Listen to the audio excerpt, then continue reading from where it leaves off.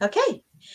Well, welcome, Stef. I'm so glad you're here, that you're joining us in the group, and I'm looking forward to what you're talking about. We've had a bit of a chance to get to know each other when you interviewed me, so I'm looking forward to today. So, Stef is a life and health coach. She focuses on empowering women to empower themselves. So she works with women who feel like they don't have enough time for themselves, and she helps them discover where in their life they need nourishment, and then helps them come up with ideas and strategies so they can have self-confidence and live a guilt-free, fulfilling life. How many of you want that?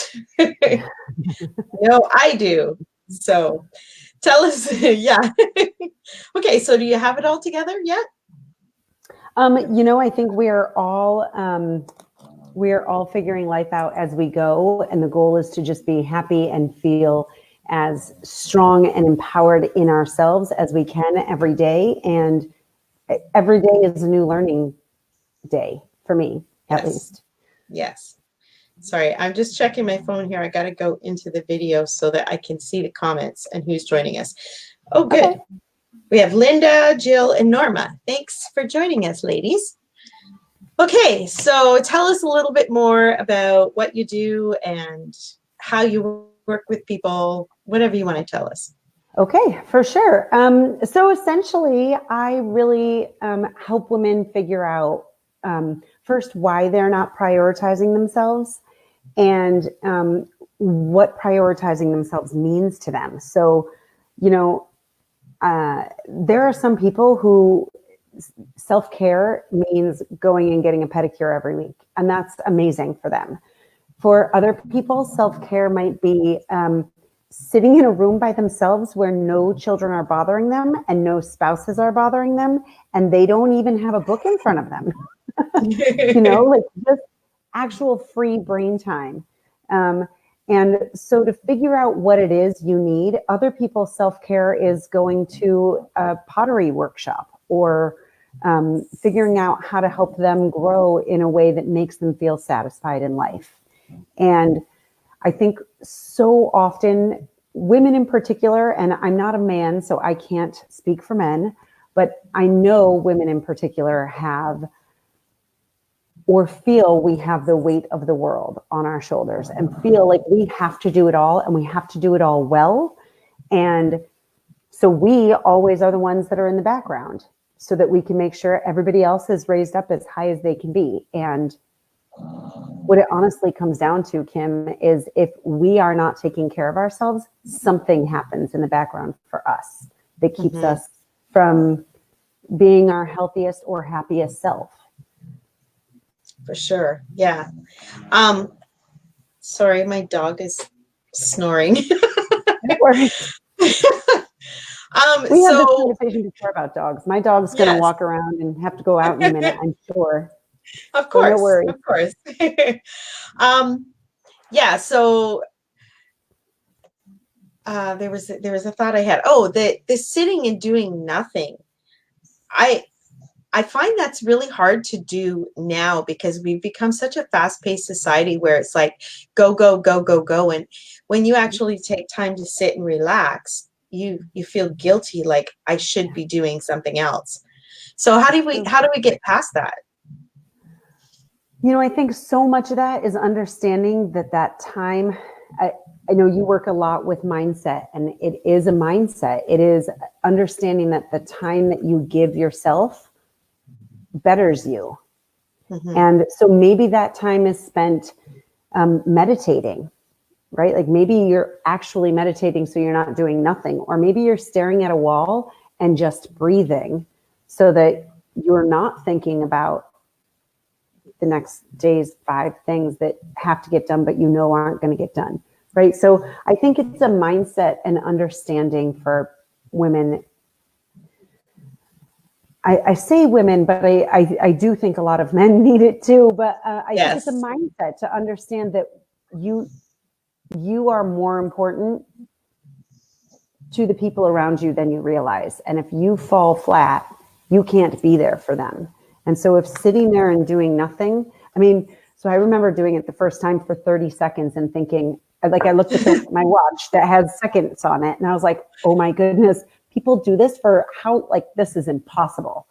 But if you start in small increments of just sitting in a space, don't put your phone near you, don't have a TV near you, don't have a computer, right? When you walk away, I will admit the first couple times I walked away from it feeling like I just wasted time. But the more you just sit in with yourself, you really do begin to feel amazing. And it's a really great way to figure out what you want also.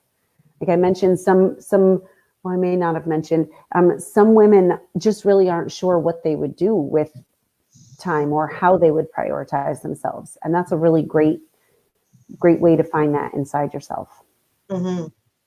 Well, and you've heard my story of when I ended up in the hospital and I was off on sick leave with too much stress.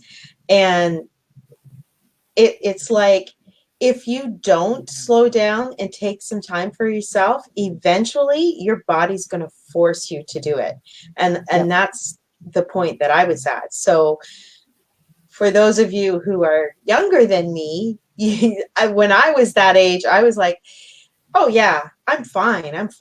I'm strong. I've been doing this for years. And then all of a sudden one year that my body just said enough. Yep.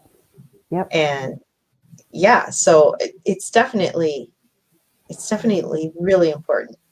And I will say, so I had a physical thing that happened to me as well. And I think, so I had ignored symptoms for a long time because we women decide that we have to just keep going.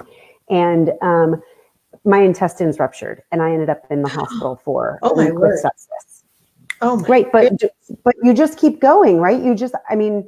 I talked to friends of mine who have not that, but something else major enough to be like, what was I thinking? But in the moment, you just think, I have to get my child here and my husband needs this and this child, right? And it snowballs for us. And so either our bodies do literally just fall apart and then you have to heal from that, which takes time and takes you away from those you're trying to do everything for, or it becomes a mental thing. And then that again is like, if we let anxiety or depression or something like that take over because we are giving everything to everybody else, that again takes us away from ultimately what we are trying to do, right? Which is stand up and build everybody else up.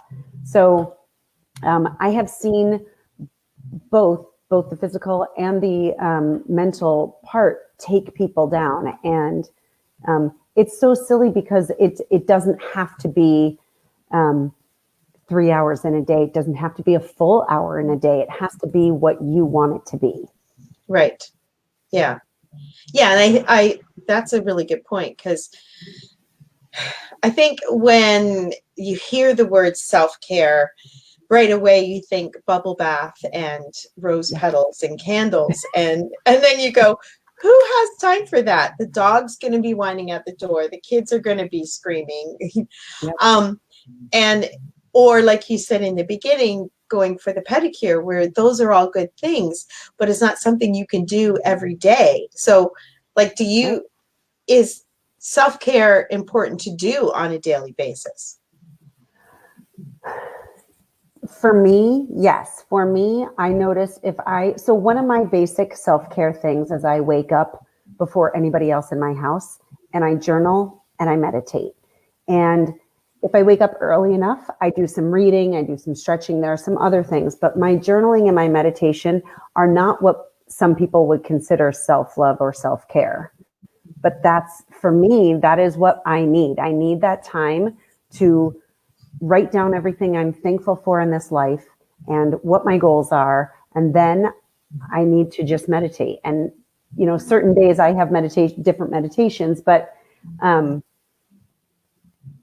like I said, what everybody needs is a little bit different. It's not a, here's your bubble bath and here's your gift certificate to the manicurist, right? Like it is very different for everybody. And, I have a girlfriend, her self-care is meal planning. For her, That's it means that her week is set up and she doesn't have to think about it. She knows she's eating healthy. She knows exactly what's for dinner the next night because it's already in the baggie, right? Like that's her self-care. And she gives herself 3 hours on one day a week to do the whole thing. and that would save so much time throughout the week and get rid of a lot of that stress when of, Right. oh my gosh, what am I going to cook? It's all frozen. Right. I find a lot of clients also, they haven't allowed themselves to relax through the day.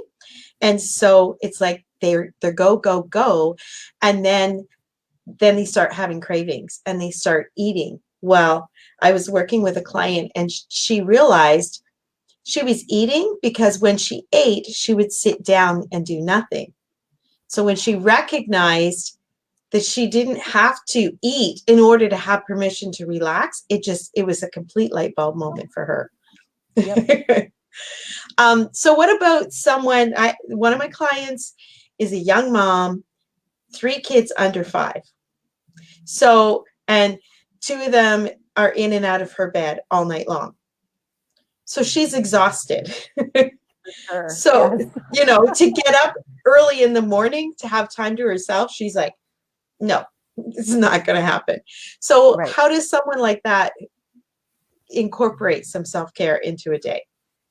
So I think I'm a really big advocate of having a partner, whether it's your spouse, whether it's a friend, having somebody there to help you. So whether you hire someone, to me, when my son was really young was when I was not well.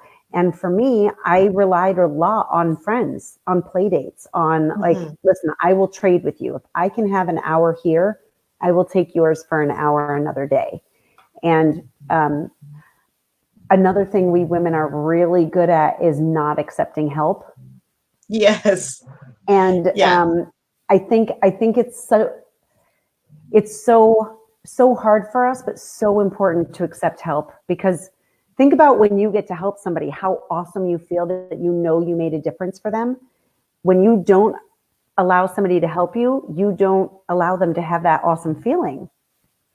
Oh, I love that. That's so good. Yeah. So when you're saying, no, it's okay, take a step back and be like, no, I'm going to empower them a little bit today by helping me. I mean, yeah, it does feel good to help people. it does. It does. It does. So I would suggest asking for help. It's not easy. I mean, I understand it's not easy, but again, you don't ever want to get to the breaking point, right? So asking your spouse when you get home, can I please go sit in the car for 20 minutes? Maybe for her, self-care is sitting in the car and in silence, or maybe it's turning the radio up so loud that the neighbors have to like peek out their windows. Like I remember doing that when my son was little. Just sat in the car and listened to 3 songs. That was my thing. If I could just listen to 3 songs, I'd be awesome. I like that. I suppose even so your kid can't see you out the window, maybe get in the car and just drive down the road a bit. Yep. I mean, yes, your spouse had a busy day, but also the conversation with so did I. Yes. Yeah. And again, that's a partner. That's a support that we need. We were not meant to do it all by ourselves. That's right. And That's having that in the back of your mind, I think, is so important. Yeah. Yeah, that's so good. Definitely. And I like the asking for help. And another thing I've realized is a lot of husbands do want to help us. They just don't know what to do, or they're afraid of not doing it right. So they do nothing. Oh, that's so funny. I just did a talk on my in my Facebook group the other day about that, about how to ask for help and how to accept it. Like having your child, I have a thing. My son the dishes are his, right? Like I cannot stand when dishes are in the sink, but that is his job. And so I have to pull myself together and let him do it. But for the first month, it was arguing every time, because every time he did, I'm like, that's not how you load the dishwasher. That's not how you wipe out that's not how you, right? When you are constantly putting people down when they're trying to help you, they're not going to want to help you. So be thankful and turn a blind eye and Yes, be thankful. that's good. I see we have a few people on here. Hi, Tina. Does anybody have any questions for Stef? Anything around the self-care?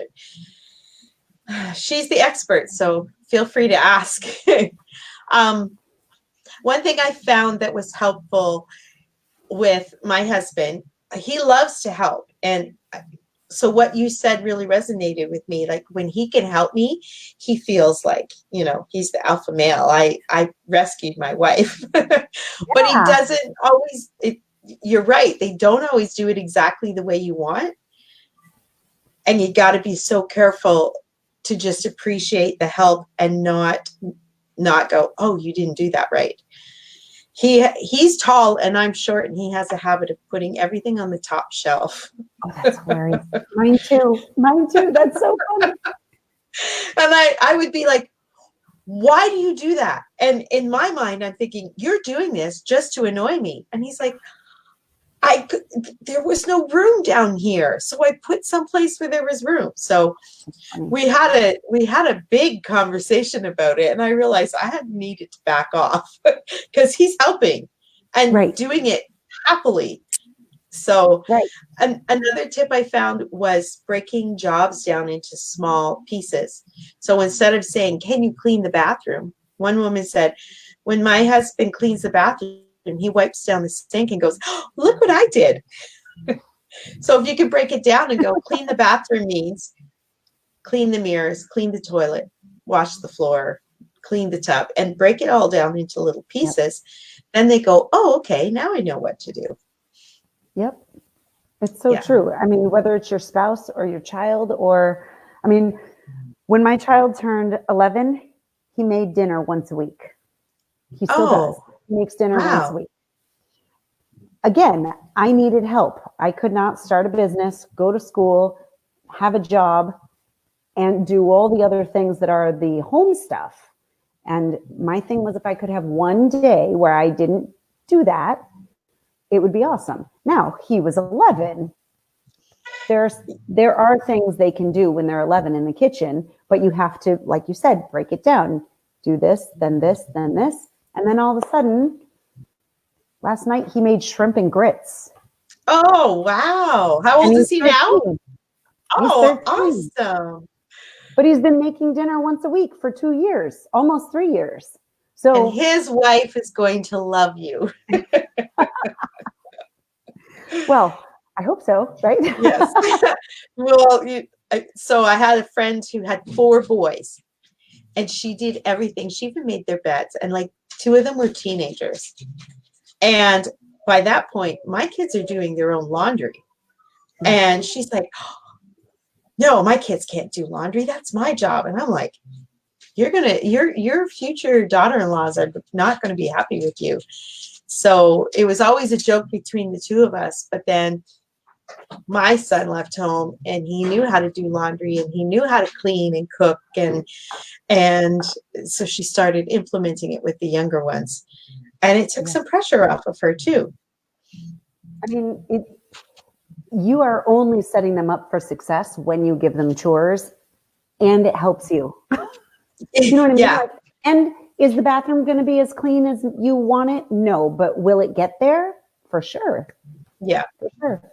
Drew used to fold his pants like this. He'd fold them in half and do this with them and shove them in the drawer. And it drove me insane. And then I was like, wait, I'm not doing the laundry. Mm-hmm. They're in the drawer closes. He doesn't look like a wrinkled mess. Okay, I'm going to let that go. Yeah. Right? Like, when I did laundry, the basket sat in the room for 3 days. My husband does the laundry. He folds it and puts it away. It may not be where I want it. I'd but rather. It's not in the basket anymore. Exactly. It gets put away as soon as it's Yep. done. So how do people work with you? What do you do when you have clients that work with you? So a couple different ways. So one of the things I do is I work with women coaching one-on-one, and that looks like we talk about 45 minutes to an hour once a week for 3 to 6 months, depending on what they're looking for.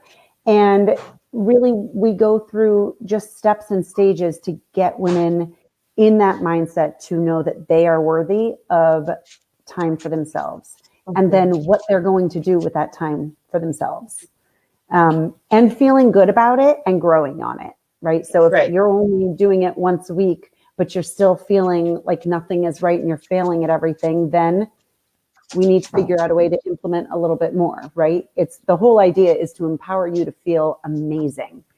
And another way I work with women is just on an accountability basis. And that's more of a 15 to 20 minute call, either on Zoom or phone, and checking in and structuring goals into small, attainable steps so that you can reach your goal, set a new one, and feel that progress. I like that, and I like how you're working on it a little bit at a time and making sure that they feel comfortable before they move on, because you don't want it to be, oh my gosh, I got to do something for myself today because I got to check in with Stef. Well, and you can't run a marathon never having run before. You can't. That's right. So yeah, you have to do it step by step. So, yep. I like that. Awesome. So how do people find you if they want to work with you? Great question. So I'm on Facebook, and I'm actually having my son build a website for me right now. So I don't have a website, but my Facebook page, I have two different ones. One is a public page, and it is Empowered You, which is the name of my company. Can I type that in? Yeah, I was just going to do that. So Empowered You. Yep. Is the page. Correct. Okay. And then the private group is Stef Richthammer, my name, Empowering You. Group. Yes. And that is just a little more private. I'm just there a little more often, offering some more things. In that one, I've been doing weekly health tips. And I started out as a health coach, and I feel really strongly about healthy living, whether it be drinking water, getting sleep, eating well, whatever eating well means for you. And I think taking the time to implement that in your life is part of health, is part of life coaching, because, you can say you're healthy and you're going to be healthier, but that means you're going to have to change your habits, whatever that means. And that means something else has to shift in your life. Yeah. What was the Facebook group again? Stef Richthammer. Empowering You. Okay. Well, that was easy. Yeah, I should have let you just type it in, but there we go. I got it now. All right. Awesome. So I really appreciate you coming and doing this. It didn't come through very nicely, but anyway, let me show that. I really appreciate you. Oh yeah, there you go. I really appreciate you having me. It was good. Yeah, it was good getting to know you and being able to chat with you twice. So I know. I hope we get to do it again. Yes, that's a good idea. Yeah, let's collaborate on some more ideas, and we can work together for sure. I would like that. Yeah. Wonderful. All right. Well, if there's no questions from anybody, it doesn't look like there is. Then I will just say thank you, and this will be posted in the replay, and I'll send you a copy too.